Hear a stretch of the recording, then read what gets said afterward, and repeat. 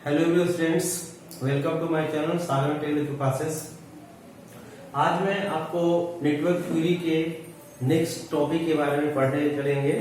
Previous class में मैं आप लोगों को डिफरेंट टाइप्स के नेटवर्क और एलिमेंट्स के बारे में बताया था, जिसमें linear, non linear, active, passive, ठीक, यूनिडायरेक्शनल, बाई डायरेक्शनल, ठीक है। इसके बाद रेकरेंस और नॉन रेकरेंस नेटवर्क के बारे में आपको लास्ट में लंप एंड डिस्ट्रीब्यूटेड नेटवर्क के बारे में पढ़ा था। तो बेसिकली प्रीवियस क्लास में मैं आप लोगों को डिफरेंट टॉपिक्स के बारे में बताया था, जिसके बारे में जस्ट मैं आपसे डिस्कस किया। और अभी मैं इंडक्टर्स के बारे में पढ़ने जाऊंगा। इंडक्टर्स जो है वो काफी इंपॉर्टेंट है, नॉट ओनली फॉर एग्जामिनेशंस पर बस, मतलब यहाँ हम लोग कहेंगे कि इंडक्टर्स जो है वो मोस्ट इंपॉर्टेंट एलिमेंट्स है, जिसका एप्लीकेशंस जो है सभी जगह होते हैं, खास करके इलेक्ट्रिकल एंड इलेक्ट्रॉनिक्स में। तो उसके पहले हम लोग फर्स्ट जानेंगे फैराडेज लॉ, ठीक है। यहाँ हम लोग क्या जानेंगे? Faraday law. Faraday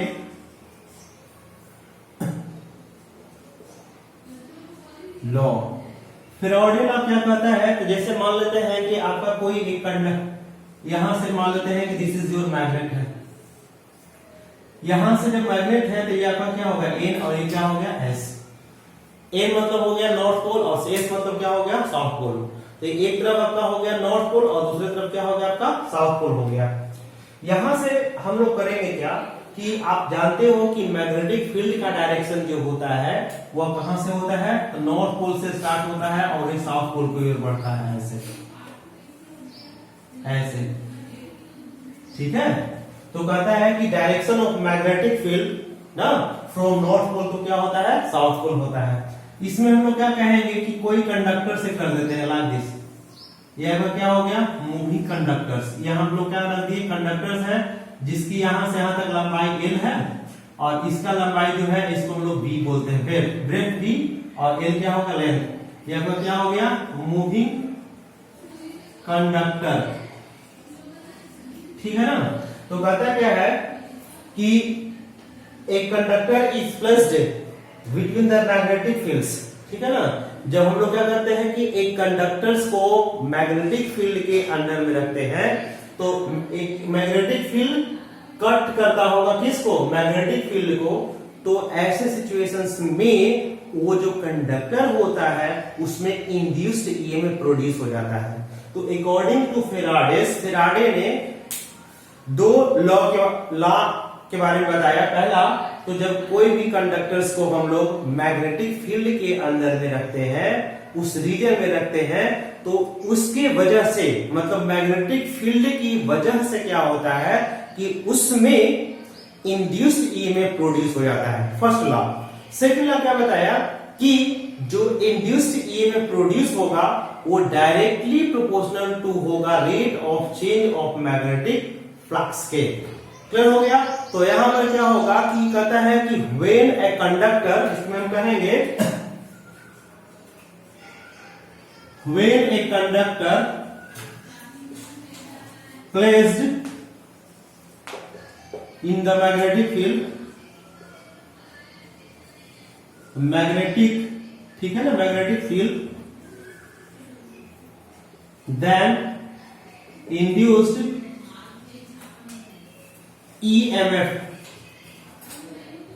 is produced in the conductor. आपका क्या होगा कि कंडक्टर में जो होगा वो इंड्यूस्ड ईएमएफ प्रोड्यूस होगा। तो यहां पर कहता है कि फैराडे के फर्स्ट लॉ, फैराडे लॉ में आपका यह हो गया आपका फर्स्ट लॉ। फैराडे हम लोग कहेंगे फैराडेज फर्स्ट लॉ, इसको मैं यहां पर आप कर लीजिए फर्स्ट लॉ। यहां फैराडे लॉ में फर्स्ट क्या होगा? तो फर्स्ट लॉ के आंसर देख रहे हैं कि when a conductor is placed in the magnetic field. यहां पर क्या देख रहे हैं? ये मैग्नेटिक फील्ड है। तो मैग्नेटिक फील्ड के अंदर में जब किसी कंडक्टर को रखते हैं तो उस कंडक्टर में कहता है induced EMF is produced in that conductor, या उस कंडक्टर में क्या होगा? इंड्यूस्ड ईएमएफ प्रोड्यूस होता है। ये आपका फर्स्ट लॉ है। अच्छा, उस सेकेंड लॉ क्या कहता है? तो यहां पर हम लोग सेकेंड लॉ देखेंगे। तो फैराडे सेकेंड लॉ के अनुसार क्या होगा? सेकेंड लॉ जब हम लोग देखेंगे तो इस लॉ के अनुसार क्या होगा कि जो ये इंड्यूस्ड ईएमएफ प्रोड्यूस हो गया, the magnitude of induced EMF, यहां से कहेंगे the magnitude of induced EMF is direct, ठीक है ना, ऐसे कहिए, directly proportional to rate of change of क्या हो गया, मैग्नेटिक फील्ड, मैग्नेटिक फ्लक्स, क्या कहेंगे इसको, मैग्नेटिक फ्लक्स के क्या होगा, ये आपका रेट ऑफ चेंज होगा। तो कहेंगे फैराडे के सेकेंड लॉ के अनुसार कहता है कि जो इंड्यूस्ड ईएमएफ प्रोड्यूस होगा तो उसका क्या होगा कि इंड्यूस्ड ईएमएफ जो प्रोड्यूस हुआ उसका magnitude, the magnitude of induced EMF is directly proportional to rate of change of magnetic flux. अर्थात इस नियम के अनुसार हम लोग देखेंगे तो ई जो होगा वो डायरेक्टली प्रोपोर्शनल टू क्या होगा, d∅/dt। यहां से फर्स्ट में क्या हो गया, तो फर्स्ट लॉ के अनुसार हम केवल ये देखें कि ये इंड्यूस्ड ईएमएफ प्रोड्यूस होता है, इंड्यूस्ड ईएमएफ को हम लोग ई से रिप्रेजेंट कर रहे हैं, यहाँ फाई क्या हो गया, तो फ्लक्स हो गया, इसको हम लोग क्या कहेंगे, फ्लक्स, ठीक है ना। यहां हम लोग जानते हैं कि फाई इक्वल टू क्या होता है, तो बी, और यहां पर होता है बी फ्लक्स है ना, तो मैग्नेटिक फ्लक्स जो हो गया आपका क्या होगा, तो बी क्रॉस ए होता है, ठीक है ना। तो यहां से हम लोग क्या कहेंगे, इसको हम लोग कह सकते हैं बी ए इंटू क्या होगा, साइन थीटा।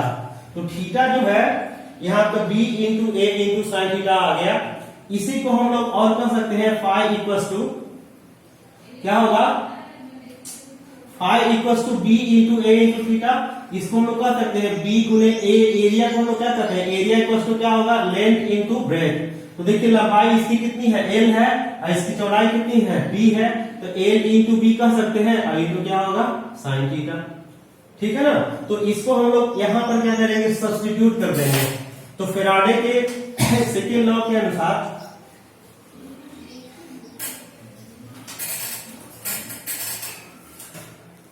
क्या होगा, तो यहां से हम लोग जब पुट करेंगे तो यहां से ई इक्वल्स टू क्या होगा, तो ई इक्वल्स टू होगा, इसको प्रोपोर्शनलिटी हटा रहे हैं तो डी फाई अपॉन क्या होगा, डी टी। यहां से देखिए डी फाई की जगह पे क्या पुट करेंगे, b into l into b, small b है, और इंटू क्या होगा, साइन थीटा, और बटा क्या होगा, डी टी। अब देखिए यहां से हम लोग क्या कर रहे हैं, बी को, एल को और साइन थीटा को बाहर निकाल लेंगे। तो यहां से क्या हो गया, यहां से क्या होगा, फर्स्ट बी, यहां से क्या होगा एल, और इसको हम लोग साइन थीटा को बाहर निकाल लिए। तो यहां से क्या होगा, डी बी अपॉन क्या हो गया, डी टी। अब देखिए यहां पर मान लेते हैं कि इसको बी माने हैं, इसको आप डब्ल्यू भी मान सकते हैं, डब्ल्यू मतलब वेट। तो यहां पर क्या होगा, डीबी बाई डी टी, अर्थात ये क्या हो रहा है, आपका मोशन में हो रहा है। तो इसको हम लोग कह सकते हैं, यहाँ पर क्या हो गया, ये आपका डिस्प्लेसमेंट हो गया, तो इसको हम लोग वेलोसिटी कह सकते हैं। तो b into l into v, और यहाँ पर क्या हो गया, साइन थीटा। तो ये जो हो गया एक्सप्रेशन, इसमें हम लोग नंबर ऑफ टर्न जो देख रहे हैं, जब इसको हम रिमूव करेंगे तो यहाँ पर क्या आता है, एन, यहाँ पर क्या आएगा, एन, यहाँ आएगा एन, तो यहाँ भी क्या आ जाएगा, एन। तो यहां से एन क्या है, तो here n equals to number of क्या हो गया, टर्न, ठीक है ना। यहां पर क्या हो गया, एन यदि हम लोग इसी को लेते हैं तो नंबर ऑफ टर्न आएंगे। यहां पर से क्या हो गया, बी जो है इसको बोलते हैं मैग्नेटिक, यहां पर क्या हो गया, फ्लक्स डेंसिटी, ठीक है ना। यहां से क्या होगा, एल जो देख रहे हैं, एल, इसको क्या कहेंगे, लेंथ ऑफ कंडक्टर। यहाँ पर क्या हो गया, लेंथ ऑफ कंडक्टर, देख रहे हैं ना, कंडक्टर की लंबाई कितनी आपका हो गया, एल, ठीक है ना। यहां से लंबाई आपका एल हो गया। यहां से देखिए थीटा जो है, ये एंगल जो देख रहे हैं, यहां पर क्या होगा कि ये आपका ये ऐसे करके जब जस्ट ऐसे करेंगे, अर्थात मोशन जब आएगा, जिसके कारण मैग्नेटिक फील्ड प्रोड्यूस हो गए हैं इंड्यूस्ड ईएमएफ के कारण, तो जो थीटा होगा वो एंगल बिटवीन क्या हो गया, मूविंग कंडक्टर्स एंड क्या हो गया, फील्ड। तो यहां थीटा क्या होगा, तो theta is a displacement angle, क्या होगा, डिस्प्लेसमेंट एंगल बिटवीन क्या हो गया, कंडक्टर एंड क्या हो गया बताइए, कंडक्टर्स, और क्या हो गया, मैग्नेटिक फील्ड होगा, ठीक है ना। तो यहाँ पर दोनों के बीच का क्या हो गया, एंगल। तो यहां से हम लोग क्या कहेंगे, इंड्यूस्ड ईएमएफ का वैल्यू पता लगा लिए। एक चीज और यहां से ध्यान दीजिए कि इसी को फेराडे लॉ के बाद एक आया जिसको हम बोलते हैं लेंज लॉ। क्या बोलते हैं इसको, Lenz law. According to Lenz law के अनुसार क्या हुआ, तो जो अभी अभी आप लोगों ने पढ़ा कि इसमें इंड्यूस्ड ईएमएफ प्रोड्यूस हो रहा था, लेंज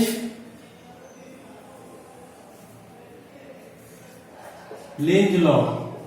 लेंज लॉ के अनुसार क्या होगा, तो लेंज ने क्या किया कि जो फेराडेस लॉ थी उसको मॉडिफाई कर दिया, और मॉडिफाई करने के अनुसार उन्होंने बताया कि जो rate of change of flux होता है, मतलब direction of induced EMF is always opposite to rate of change of क्या हो गया, फ्लक्स। अर्थात क्या होगा कि यहां से इसके अनुसार क्या हो गया कि अकॉर्डिंग टू लेंज लॉ यहां पर क्या होगा, E बराबर माइनस क्या होगा, d5 अपॉन क्या कहा, dt। According to Lenz law जो यहां पर हम देख रहे हैं rate of change of flux जो था इसको n से नंबर ऑफ टर्न से मल्टीप्लाई करते हैं, तो यहां से क्या होगा d5 upon dt। According to Lenz law के अनुसार क्या होगा कि direction of induced EMF is just opposite to rate of change of क्या हो गया, फ्लक्स। तो कहेंगे according to Lenz law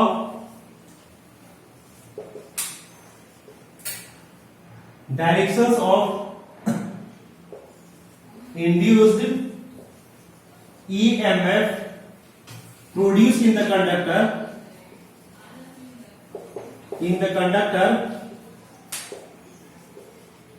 is क्या हो गया, जस्ट अपोजिट टू क्या होगा, rate of change of flux, rate of change of magnetic flux, यहां पर क्या कहेंगे, rate of change of magnetic flux. इसका मतलब क्या होगा कि जो मैग्नेटिक फ्लक्स था यहां पर हम लोग क्या कहेंगे, तो अकॉर्डिंग टू मैग्नेटिक फ्लक्स इसमें क्या किया कि डायरेक्शंस को बताया कि जो फ्लक्स का चेंज होता था, जो पहले हम लोग लेंज पहले पढ़े थे फेराडे लॉ के अनुसार, तो फिर इंड्यूस्ड ईएमएफ का जो वैल्यू होता था उसमें ऑलवेज पॉजिटिव होता था, लेकिन इन्होंने कहा कि नहीं, यहां पर क्या होगा कि जो इंड्यूस्ड ईएमएफ का डायरेक्शंस होगा वो जस्ट अपोजिट टू होगा rate of change of flux. Clear हो गया। अब यहां से हम लोग क्या करेंगे कि आगे हम लोग बढ़ेंगे, तो यहां से देखिए हम लोग क्या करते हैं कि यहां से हम लोग डायरेक्शंस पता लगा लिए कि E इक्वल टू क्या होगा, तो माइनस n इंटू d5/dt। यहां से यहां क्या होगा, फ्लक्स लिंकेज क्या होता है, तो फ्लक्स लिंकेज जो होता है इसको हम लोग अगला बोलते हैं फ्लक्स लिंकेज। फ्लक्स लिंकेज को साई से रिप्रेजेंट करते हैं, साई, और यहां पर क्या होगा कि साई जो होता है वो डायरेक्टली प्रोपोर्शनल होता है आपका फाई के। किसकी प्रोपोर्शनल होता है, फाई के, मतलब फाई ऐसे लिख रहे हैं। अब यहां से जैसे ही हटाएंगे तो साई इक्वल टू क्या होगा, तो psi equal to number of turn और इंटू क्या हो गया आपका फाई। ठीक है, यहां पर साई क्या हो गया, तो इसको बोलते हैं हम लोग फ्लक्स लिंकेज। क्या बोलते हैं इसको, फ्लक्स लिंकेज। यहां से हम लोग क्या जानते हैं कि V इक्वल टू होता है डी साई अपॉन क्या हो गया, dt। तो यहां से यहां पर क्या हो गया कि पोटेंशियल या इंड्यूस्ड ईएमएफ बराबर क्या होगा, डी साई अपॉन dt। इसको हम लोग जब सब्स्टिट्यूट करेंगे तो यहां से क्या होगा, d/dt, यहां से क्या होगा n इंटू फाइव, n बाहर हम लोग कर लेंगे तो n इंटू क्या होगा d5 अपॉन dt। तो यहां से एक और फॉर्मूला आ गया, V इक्वल टू क्या होगा, n इंटू d5 अपॉन क्या हो गया dt। यहां से आप बताइए कि V क्या है, यहां से आप V क्या है, तो यहां से v इक्वल टू आपका आ गया n into d phi upon d t. तो अब यहां से कह सकते हैं साई बराबर क्या होगा a इंटू फाई। अब यहां से हम लोग एक चीज और जानते हैं कि इसी का वैल्यू होता है psi equal to psi is psi बराबर क्या होगा, तो psi is directly proportional to होता है I. Psi is directly proportional to क्या होता है आई का, ठीक है।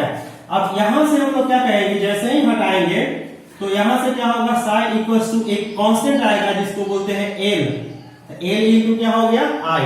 तो इस इक्वेशंस को, ये इक्वेशन नंबर फर्स्ट हो गया, ये इक्वेशन नंबर क्या हो गया, ये आपको मान लीजिए है इसको सेकेंड और इसको आप मान लीजिए क्या थर्ड। तो अब देखिए, अब इस इक्वेशंस और इस इक्वेशंस दोनों को सेम करेंगे। कैसे, यहां देखिए साई क्या है, तो psi is called flux linkage. Phi क्या हो गया, मैग्नेटिक फ्लक्स डेंसिटी। यहां से क्या होगा, तो यहां पर क्या होगा, साई जो होता है वो डायरेक्टली प्रोपोर्शनल टू आई होता है। वाई आई होता है, क्यों, क्योंकि आप जानते हो कि साई जो होता है वो डायरेक्टली प्रोपोर्शनल टू फाई का होता है और फाई जो होता है वो डायरेक्टली प्रोपोर्शनल टू आई का होता है। तो हम जहां जहां फाई है यहां पर हम दोनों से मिला सकते हैं आई से। तो जैसे ही इसको हटाएंगे तो यहाँ पर क्या होगा, एक कांस्टेंट आएगा जिसको बोलते हैं हम लोग इंडक्टेंस। क्या बोलते हैं इसको, इंडक्टेंस। तो यहां से जो आया इसको बोलते हैं हम लोग इंडक्टेंस। हियर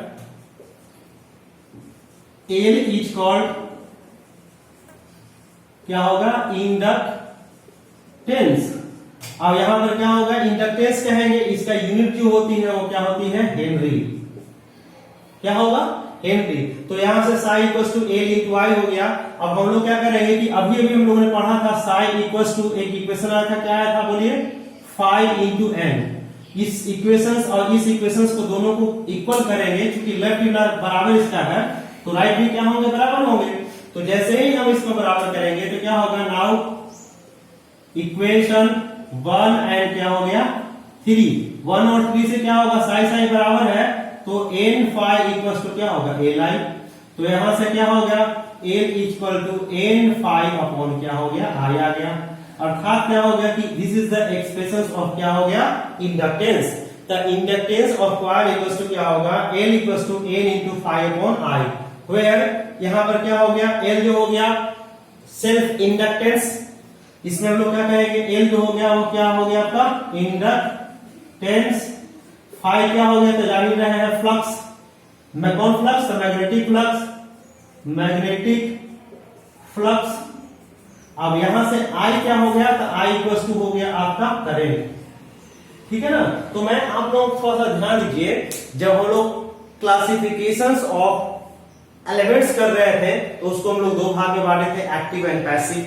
पैसिव को हम लोग फर्दर बांटे थे RLC में।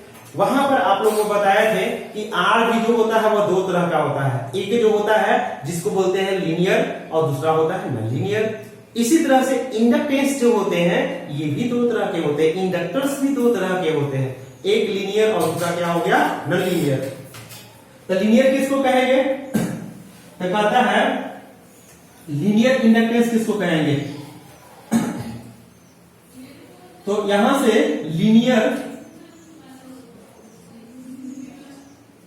इंडक्टेंस कहता है, लीनियर इंडक्टेंस किसको कहेंगे, तो कहता है इफ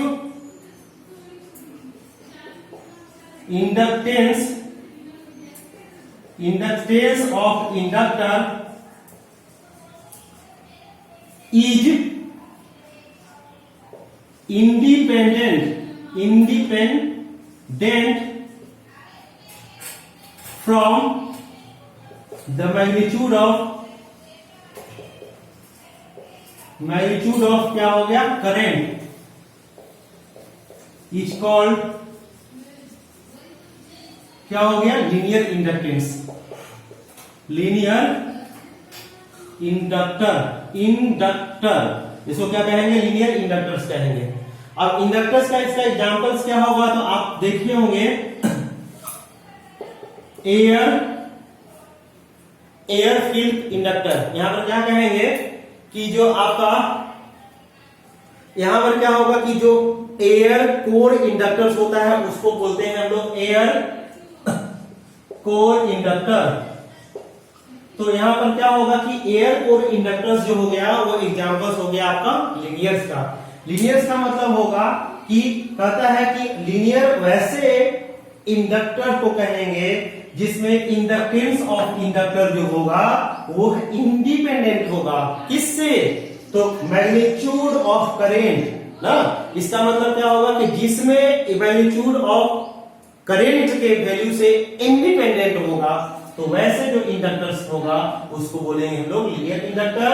और इसका एग्जांपल्स हो गया वो एयर कोर इंडक्टर्स हो गया। एयर कोर इंडक्टर्स आप लोग सभी लोग देखे भी होंगे और बहुत बार यूज भी किए होंगे। ये कैसा होता है? तो देखिए सर्किट में आप जब देखेंगे तो आपका ऐसे होता है, ये आपका क्या हो गया, ये ऐसे हो गया। इसको आप मान लो कि ये साइनसॉइडल वोल्टेज है लाइक दिस, यहां से इसको वेरिएबल दे दे रहे हैं, ये आपका क्या हो गया, एल हो गया। एल मतलब हो गया इंडक्टर्स। अब यहां से हम लोग क्या करेंगे कि इसमें करंट क्या फ्लो हो रहा है आपका आई। तो यहां से अभी अभी हम लोग निकाले हैं l equals to n, n equals to number of turn, ठीक है ना, n equals to number of turn. और यहां क्या पढ़े थे 5/i। अर्थात क्या हो गया कि इसमें जब लीनियर होगा तो लीनियर के कंडीशंस में क्या होंगे कि 5, चूंकि आप जानते हो कि 5 जो होता है वो डायरेक्टली प्रोपोर्शनल टू होता है आई का, तो यहां से क्या होगा कि 5 इक्वल टू क्या होगा k इंटू आई। मतलब हम लोग क्या करेंगे कि आई का वैल्यू जब 5 करेंगे तो ये भी क्या होगा 5 से बढ़ेगा, इसको 10 करेंगे तो ये भी 10 से बढ़ेगा, इसको 25 करेंगे तो ये भी 25 से बढ़ेगा। अर्थात यहां पर क्या हो गया कि इफ 5/i, यहां देख रहे हैं ना 5/i इक्वल टू क्या हो गया आपका कांस्टेंट होगा। 5/i बराबर क्या होगा, कांस्टेंट। यहां देख रहे हैं ना 5 है, इसको 5 को अच्छा से लिखिए, तो 5/i बराबर क्या होगा, कांस्टेंट।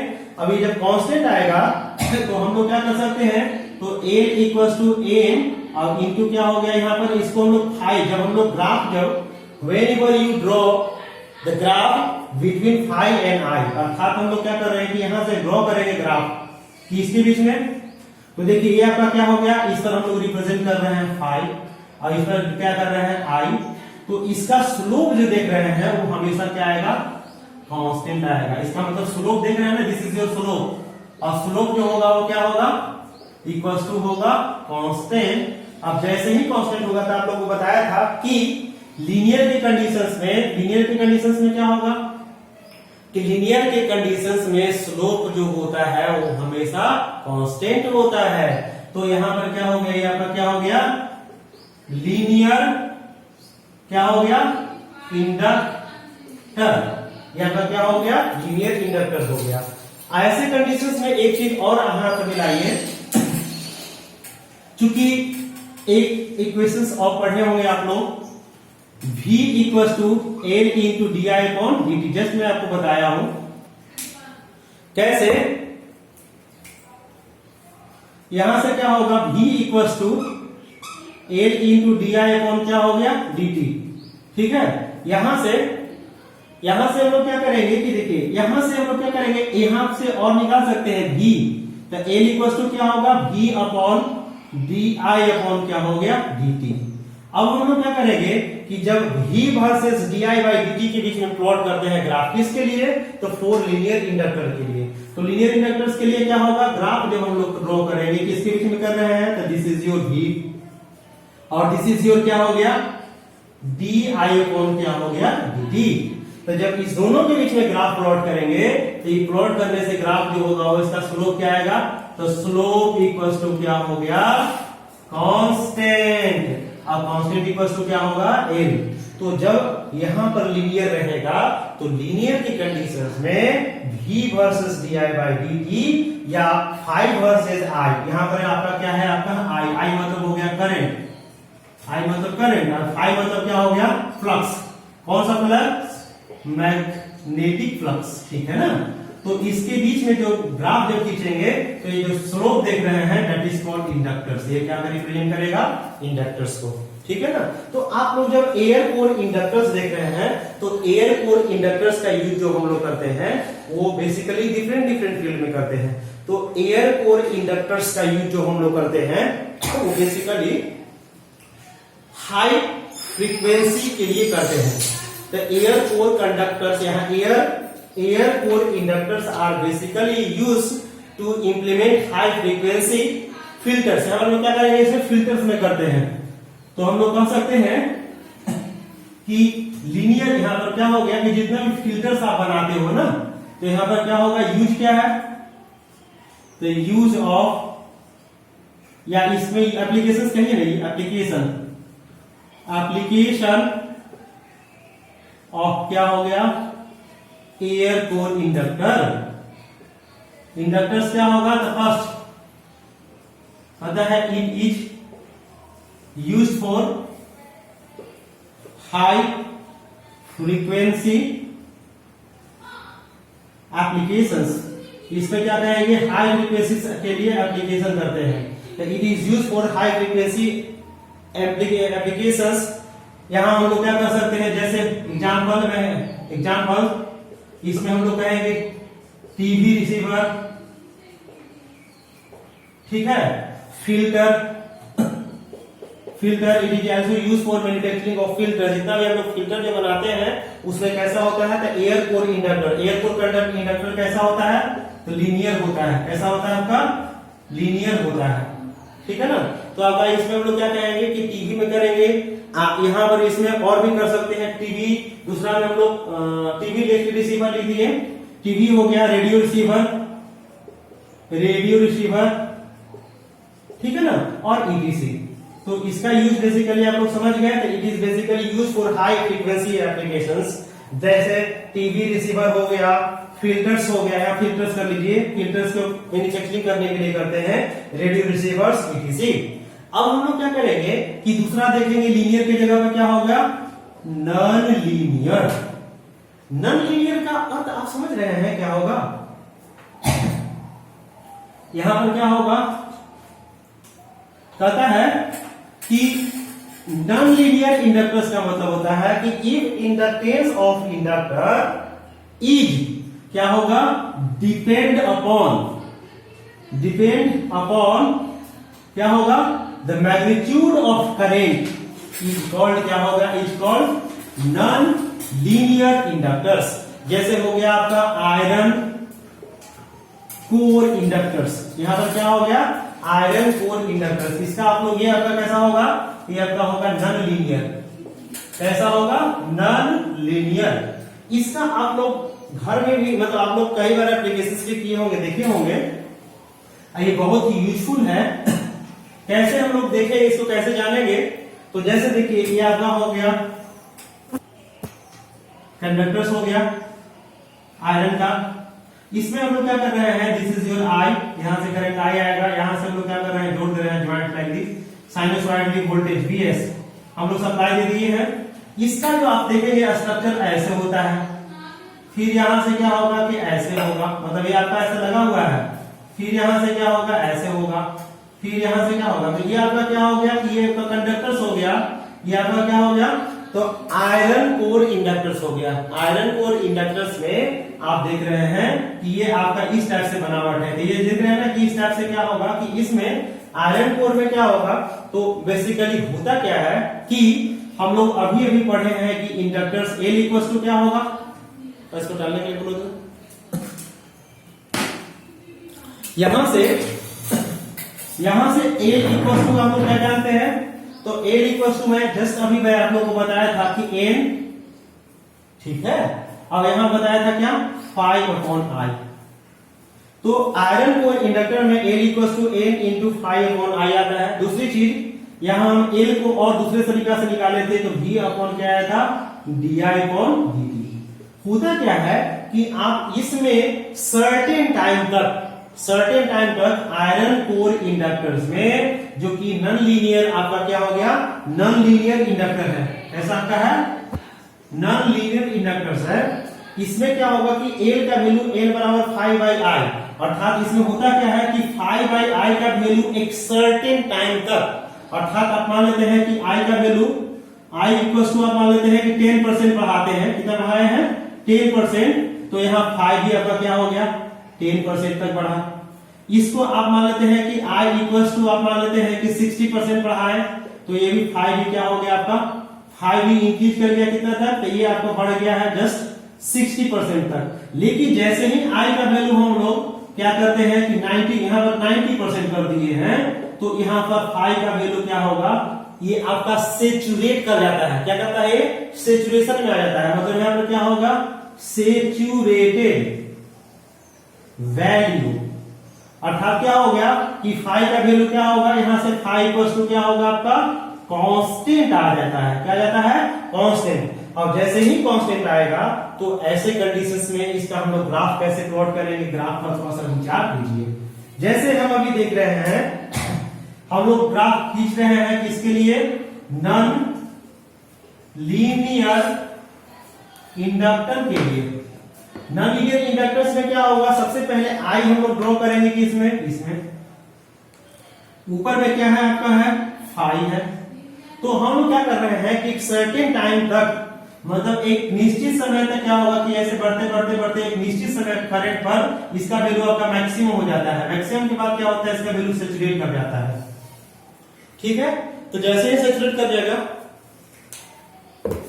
जैसे सैचुरेट करता है, ठीक है, तो ऐसे कंडीशंस में हम लोग क्या करते हैं कि यहां से यहां तक देख रहे हैं, ये जो वैल्यू देख रहे हैं, इसमें क्या हो गया, तो फाई बाई आई, मतलब यहां पर क्या हो गया, इसमें स्लोप इक्वल्स टू क्या आपका है, कांस्टेंट है। अब स्लोप कांस्टेंट का मतलब क्या हो गया, स्लोप कांस्टेंट का मतलब क्या हो गया, यहां समझ लो, स्लोप कांस्टेंट इक्वल्स टू क्या हो गया, यहां से यहां तक इंडक्टर, इस इंडक्टर यहां से यहां तक आपका बिहेव कैसा कर रहा है, तो लीनियर की तरह कर रहा है। मतलब एक सर्टेन करंट के वैल्यू बढ़ाते हैं तो वहां तक फाई का वैल्यू भी बढ़ रहा है। मतलब इसको हम लोग थीटा कहते हैं, तो थीटा बराबर क्या होगा, tan थीटा। तो यहां से हम लोग m इक्वल्स टू जानते हैं हम लोग tan थीटा, और tan थीटा बराबर क्या होगा, सपोज ये a BC मान लेते हैं, तो यहां से क्या होगा, BC अपॉन AC का वैल्यू क्या हो गया, कांस्टेंट है। लेकिन अर्थात इसी को हम लोग क्या कहेंगे, L कहेंगे। लेकिन जैसे ही यहां से आगे बढ़ते हैं तो L का वैल्यू क्या हो जा रहा है, 0। मतलब स्लोप इक्वल्स टू क्या हो रहा है, स्लोप इक्वल्स टू आपका 0 हो रहा है। तो मैं बताया था कि जब आपका क्या होगा कि इंडक्टर्स जो होंगे, इसका क्या होगा कि जब स्लोप डिफरेंट होता है, मैं बताया था कि जिस एलिमेंट्स की या नेटवर्क्स की जिस एलिमेंट्स में यहां पर क्या होगा कि स्लोप डिफरेंट होता है, तो ऐसे सिचुएशंस में ऐसे को हम लोग क्या कहते हैं, ऐसे को हम लोग क्या कहते हैं कि जिस आप लोग देखे होंगे कि जिस प्रीवियस क्लास में मैं आप लोग से डिस्कस किया था कि जब हम लोग क्या करते हैं कि एक ही ग्राफ में जब स्लोप अलग अलग पाते हैं, तो ऐसे सिचुएशंस में जो उसका डायग्राम होता है वो नॉन लीनियरिटी की तरह बिहेव करता है। लीनियर का मतलब एक और केवल एक स्लोप होनी चाहिए। तो यहां से यहां तक तो एक था, लेकिन यहां से क्या हो गया, इसका वैल्यू स्लोप जो है वो फिक्स हो गया, मतलब 0 हो गया। तो इसीलिए आपका क्या हो गया, ये नॉन लीनियर क्या हो गया, इंडक्टर हो गया। क्या हो गया आपका, नॉन लीनियर इंडक्टर्स। तो इसका ग्राफ हम लोग समझ गए। इसी तरह से जब आप प्लॉट करेंगे, यहां पर क्या हो गया, तो नॉन लीनियर में भी हम लोग ऐसे भी ग्राफ ड्रॉ कर सकते हैं। कैसे, तो यहां से आपका क्या हो गया, यहां से हम लोग देखिए, यहां जानते हैं आई, यहां पर L equals to V upon di upon dt, ठीक है। यहां से आपका क्या होगा, दिस इज योर V, और यहां से आपका क्या हो गया, इसको हम लोग बोलते हैं di अपॉन dt, इस पर दिखा रहे हैं। जैसे ही हम लोग प्लॉट जो ग्राफ करते हैं, तो इसका ग्राफ देखिए कांस्टेंट, यहां तक कांस्टेंट गया है। अब यहां से क्या हो रहा है कि ये सैचुरेट हो गया है। तो आयरन कोर इंडक्टर में एक सर्टेन di/dt का वैल्यू होने पर, मतलब एक निश्चित वैल्यू होने पर, उससे जैसे ही हम लोग आगे बढ़ाते हैं तो v का वैल्यू में कोई चेंजिंग नहीं आता है। तो यहां पर क्या हो गया, ये स्लोप क्या हो गया, आपका स्लोप जो हो गया वो क्या हो गया, कांस्टेंट है, ठीक है। आपका क्या हो गया, कांस्टेंट। अब यहां पर आपका स्लोप जो है आपका क्या होगा, L का वैल्यू क्या हो गया, 0। तो मैं बताया था ना कि यहां पर पैसिव एलिमेंट में R का वैल्यू ग्रेटर देन 0, दूसरा बताया था L is greater than equal to 0, और थर्ड बताया था C is also greater than equal to 0। 0 जो होता है वो आइडियल केस में होता है, ठीक है ना। तो तो ये आपका क्या हो गया कि इसको आयरन कोर इंडक्टर्स होता है।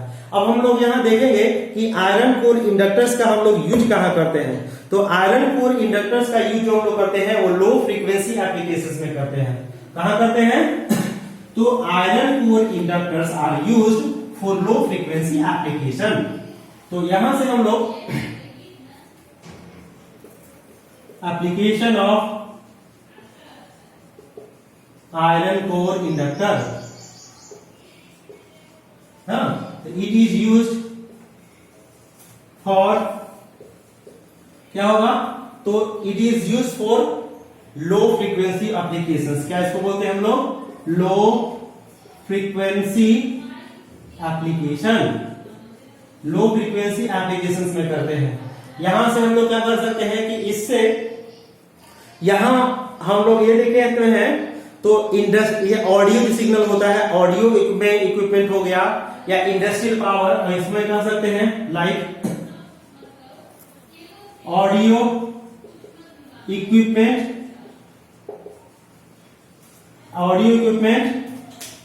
ठीक है।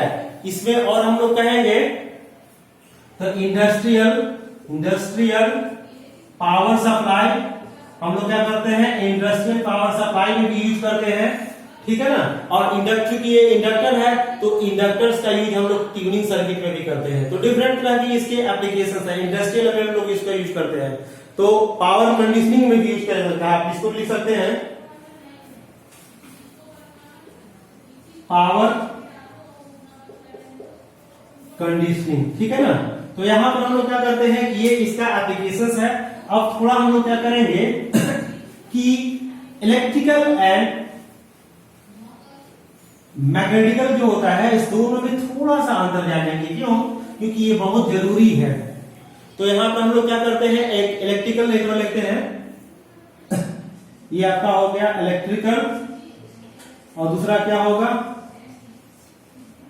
मैग्नेटिक। इलेक्ट्रिक एंड मैग्नेटिक, यहां पर क्या हो गया? सर्किट, CIRCUIT, ठीक है ना। यहां पर क्या होगा? सीकेट लिख देता हूं शॉर्ट फॉर्म में, ठीक है ना।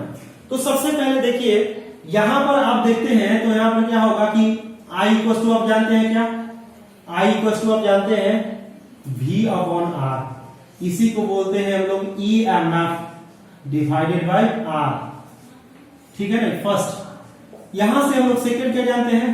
तो I इक्वल टू जब हम इसको पुट करते हैं तो क्या होगा? EMF, तो R इक्वल टू क्या होगा? Rho into L divided by A मतलब एरिया।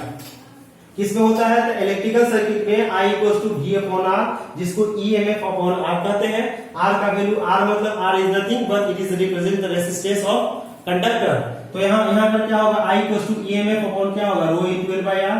मैग्नेटिक में क्या होता है? फाई, ठीक है ना। इसमें होता है मैग्नेटोमोटिव फोर्स, देख रहे हैं ना।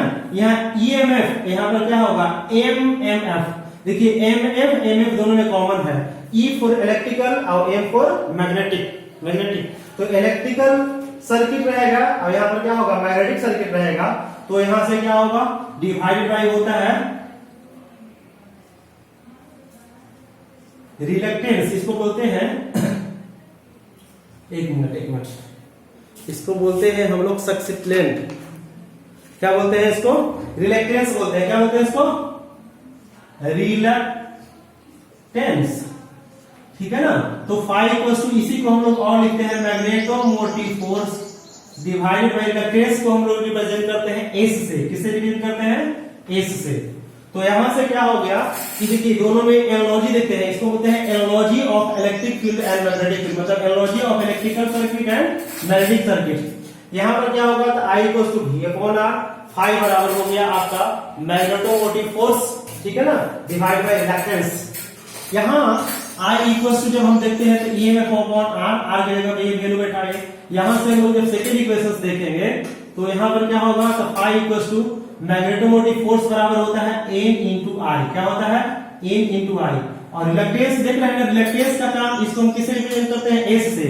तो हम कह सकते हैं कि मैग्नेटिक फील्ड में यदि हम ड्यूलिटी की बात करते हैं तो मैग्नेटिक फील्ड में क्या होगा कि जो इस सक्सेसिबिलिटी काम कर रहा है, वही काम यहाँ क्या कर रहा है, रेसिस्टेंस कर रहा है। मतलब हम लोग एनालॉजी में देखेंगे तो दोनों एक दूसरे से समानता का काम कर रहा है। यहां से क्या होगा, रिलक्टेंस का फॉर्मूला होता है, यहां पर से क्या होगा, तो यहां से L upon A into mu into क्या होता है, म्यू नॉट होता है। म्यू नॉट इंटू क्या होगा, म्यू आर। ठीक है, तो यहां से आपका क्या हो गया कि हियर क्या हो गया, तो यहां हियर क्या हो गया, तो n नंबर ऑफ टर्न। ठीक है, यहां से क्या होगा, यहां आपका देखिए L लिखा हुआ है, थोड़ा सा भूलिएगा नहीं, ये आपका क्या है L। L का मतलब आप ऐसे कहिए L, ठीक है ना, ऊपर में आई हुई L है। यहां L क्या हो गया, तो यहां हो गया आपका लेंथ ऑफ कंडक्टर। यहां A क्या हो गया, तो cross sectional area of core. कौन सा कोर, तो मैग्नेटिक कोर। जो मैग्नेटिक रहेगा ना कोर, जिससे आपका बना हुआ रहेगा, तो उसका cross sectional area of magnetic core होगा। यहां से म्यू जो होता है, इसका वैल्यू आप लोग पढ़े होंगे 4 pi into 10 to the power -7 क्या होता है, हेनरी पर मीटर। ठीक है ना, इसका वैल्यू आपका फिक्स होता है, इसको बोलते हैं हम लोग परमीबिलिटी। ठीक है ना, ये आपका क्या हो गया, परमिबिलिटी ऑफ मीडियम या परमिटिविटी। ठीक है ना, जो बोलते हैं परमिटिविटी। यहां से हम लोग क्या कहेंगे, म्यू आ रहेगा, तो इसको बोलते हैं हम लोग रिलेटिव परमिबिलिटी ऑफ मीडियम। अर्थात जैसा जैसा मीडियम होगा उसके अनुसार हम लोग क्या करेंगे, इसको रखेंगे। तो phi equals to N I divide by I into क्या हो गया, A into mu into I. चूंकि आप लोग एक चीज और जानते हैं कि यहां से फाई इक्वल्स टू, देखिए यहां से आप लोगों ने निकाला था, तो आई इक्वल्स टू क्या था, एल इक्वल्स टू आप लोग निकाला था, तो N into phi divide by क्या आया था, आई। इस इक्वेशन से एक मान लो, इसको मान लो 2। तो चूंकि L equals to n into five by I होता है, हम लोग क्या करेंगे कि फाइव का वैल्यू देख रहे हैं ना, यहां से इसको और हम कन्वर्ट कर रहे हैं, तो यहां से फाइव इक्वल्स टू क्या होगा, तो five equals to L into I divided by n होगा। इसको हम लोग 3 मान लेते हैं और इस 3 को इसमें पुट करते हैं। नाउ इक्वेशन 1 एंड 3, जब 1 और 3 से चलेंगे तो क्या होगा, यहां से 5 की जगह पर क्या होगा, L into I divided by n। इसको हम लोग जब देखेंगे तो क्या होगा, एन आई डिवाइडेड बाई क्या होगा, L। अब देखिए सबसे नीचे है तो सबसे ऊपर चला जाएगा, A into mu not into mu R. देखिए I से I क्या हो गया, कैंसिल हो गया, तो यहां से हम लोग कह सकते हैं A equals to N A square, दिख रहा है ना, mu not into mu R और इंटू ए डिवाइडेड बाई क्या होगा, एन। तो this is the expression of क्या हो गया, इंडक्टेंस। ठीक है ना, ये बहुत बहुत ये इंपॉर्टेंट है। कई बार आप एग्जाम में आप देख पूछा गया है, डिप्लोमास में हो गया, इंजीनियरिंग में, जैसे इसमें कई बार क्वेश्चन पूछा गया है। तो इंडक्टेंस ऑफ इंडक्टर का फॉर्मूला जो होता है, a equals to n square mu not into mu r into area upon क्या हो गया, एन। ठीक है ना, तो इसको आप लोग मेमोराइज कर लीजिए, याद कर लीजिए। यहाँ पर आप एन समझ रहे हैं, N is the number of turn ना, ऑफ क्या हो गया, कंडक्टर्स में जितने भी टर्न रहे ना, उस टर्न की संख्या। म्यू नॉट जो जान ही रहे हैं, इसको क्या बोलते हैं, परमिटिविटी ऑफ मीडियम। ठीक है ना, यहाँ पर क्या हो गया कि एब्सोल्यूट कहिए, परमिटिविटी जो लिख रहे हैं एब्सोल्यूट परमिटिविटी, इसको बोलते हैं हम लोग एब्सोल्यूट। ठीक है ना, परमिएबिलिटी, और इसको बोलते हैं हम लोग रिलेटिव परमिटिविटी। तो एब्सोल्यूट परमिटिविटी का वैल्यू जो होता है वो हमेशा फिक्स होता है, परंतु रिलेटिव परमिटिविटी ऑफ मीडियम जो होगा वो मीडियम टू मीडियम क्या होता है, चेंज करता है। ठीक है ना, तो जैसे जैसे हम लोग मैग्नेटिक मटेरियल्स को लेंगे, जैसे डायमैग्नेटिक, फेरोमैग्नेटिक, ठीक है ना, फेरेटाइट, जैसे जैसे हम लोग लेंगे वैसे वैसे इसका वैल्यू क्या होगा, चेंज होगा। तो ये जो एक्सप्रेशन है वो काफी आप लोगों के एग्जाम्स के लिए इंपॉर्टेंट है, तो I think you should memorize it. ठीक है, यहां दोनों के बीच में है तीसरा अंतर क्या है कि एक आइडियल इंडक्टर्स कहलाता है कब, एक आइडियल इंडक्टर्स कहलाता है कब? तो कहता है कि एक इंडक्टर्स में, अच्छा पहले हम लोग क्या कहेंगे कि एक इंडक्टर्स आइडियल कहलाएगा कब? जब इंडक्टर के इंटरनल रेजिस्टेंस का वैल्यू क्या होगा? 0 होगा। तो यहां पर हम लोग एक चीज और कहेंगे, अगला, a inductor is ideal if internal resistance of inductor must be 0। Must भी क्या होगा? 0 होगा। अर्थात आपका आइडियल का मान लेते हैं कि ये इंडक्टर्स है और ये आपका आइडियल है, तो इसके बीच में आर जो होगा वो आर इक्वल टू क्या होगा? 0। कब? जब ये आपका आइडियल होगा, आइडियल इंडक्टर। अच्छा, जब प्रैक्टिकल्स की बात करते हैं तो प्रैक्टिकल में क्या होगा? देख रहे हैं छोटा सा रेजिस्टेंस बना दिए हैं, इसका वैल्यू क्या होगा? ये स्मॉल आर है और क्या होगा? एल, ये आपका एल है, तो यहां से आपका आर का वैल्यू क्या होगा? स्मॉल होगा, ठीक है ना। अब ये आपका क्या होगा? प्रैक्टिकल इंडक्टर होगा। क्या होगा आपका? प्रैक्टिकल इंडक्टर, ठीक है ना। तो सबसे पहले क्या होगा? ये आपका आर हो गया, ये एल हो गया, यहाँ एल हो गया। तो आइडियल और प्रैक्टिकल में अंतर स्लाइटली है। स्लाइटली क्या है? तो यहाँ आइडियल इंडक्टर्स वैसे इंडक्टर को कहेंगे जिसकी इंटरनल रेजिस्टेंस का वैल्यू 0 होगा, और प्रैक्टिकल्स में इसकी कुछ वैल्यू होती है। और यही इंडक्टर्स का यूज हमारे जो घर में आप देखते हैं चौक कॉइल लगाया जाता है, जो आप देखते हैं ट्यूबलाइट में, ट्यूबलाइट के बीच में रहता है चौक कॉइल। तो चौक कॉइल को हम लोग क्या करते हैं? इसी को हम लोग इसी एलिमेंट्स को उसमें उठा के करते हैं, कनेक्ट करते हैं। कहता है पावर डिसिपेटेड इन इंडक्टर क्या होता है? Power dissipated in the inductor is क्या हो गया? 0। ये आपका क्या होगा? पावर डिसिपेटेड इन इंडक्टर्स जो होता है 0। क्यों? क्योंकि यहां पर आइडियल की बात करते हैं। देखिए यहां पर थोड़ा सा ध्यान दीजिए कि पावर डिसिपेटेड इन आइडियल, यहां पर क्या कहिएगा आपको? आइडियल इंडक्टर्स क्या होगा? 0। Why? Because internal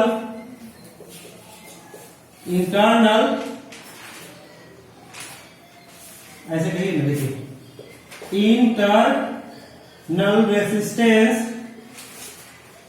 of ideal inductor क्या होता है? इज 0।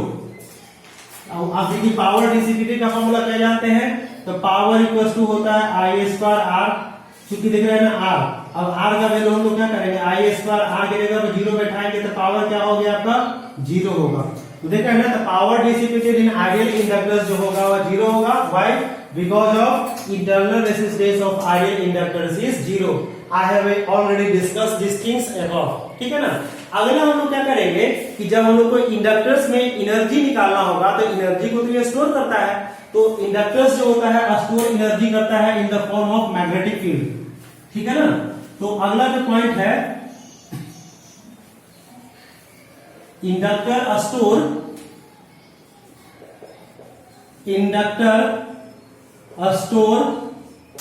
एनर्जी ना, inductor store energy in the form of क्या होगा? Magnetic field. ये आपका हो गया मैग्नेटिक फील्ड में करता है। कैसे निकालेंगे? तो एनर्जी का फॉर्मूला आप लोग सब जानते हो। सबसे पहले देखिए पावर इक्वल टू क्या होगा? V इंटू आई। फर्स्ट में ही मैं फर्स्ट क्लास में बताया था V इंटू आई। यहां से V बराबर क्या होगा? L into d i upon d T. अब इंटू क्या होगा? यहां से देखिए I। अब यहां से देखिए पावर का फॉर्मूला हो गया। पावर का फॉर्मूला क्या होगा? तो power is nothing but it is ratio of D W upon क्या हो गया? डी टी बराबर L into d i upon d T. अब यहां पर क्या हो गया? देखिए dt है इंटू आई। हम लोग क्या करेंगे? dt से dt को काट देंगे, तो यहां से क्या होगा? dw इक्वल टू क्या होगा? L into d I into I. अब यहां से हम लोग वर्गन निकालेंगे। यही वर्गन जो होगा कन्वर्ट हो जाएगा एनर्जी में। फॉर्मूला क्या होगा? A into d i upon D I into क्या होगा? आई। स्पेशली करते हैं आई का इंटीग्रेशन करना है, तो I इंटू डी टी का हम लोग जानते हैं कि x इंटू डी एक्स का इंटीग्रेशन क्या होता है? X square by 2। तो यहां से क्या होगा कि I A स्क्वायर इंटू क्या होगा L। तो यहाँ पर एनर्जी जो होगा, energy store in the inductance जो होगा वो क्या होगा, E बराबर हाफ, इसको ऐसे कहिए जी, यहां से क्या होगा 1/2, मतलब energy store in the inductor equals to क्या होगा 1/2 LI A स्क्वायर। ठीक है ना, इसका मतलब क्या होगा कि इंडक्टर्स में जो एनर्जी स्टोर होता है उसका वैल्यू होता है LI A स्क्वायर के बराबर होता है। क्लियर हो गया। तो यहां हम लोग क्या करेंगे कि ये एनर्जी का भी फॉर्मूला समझ गए।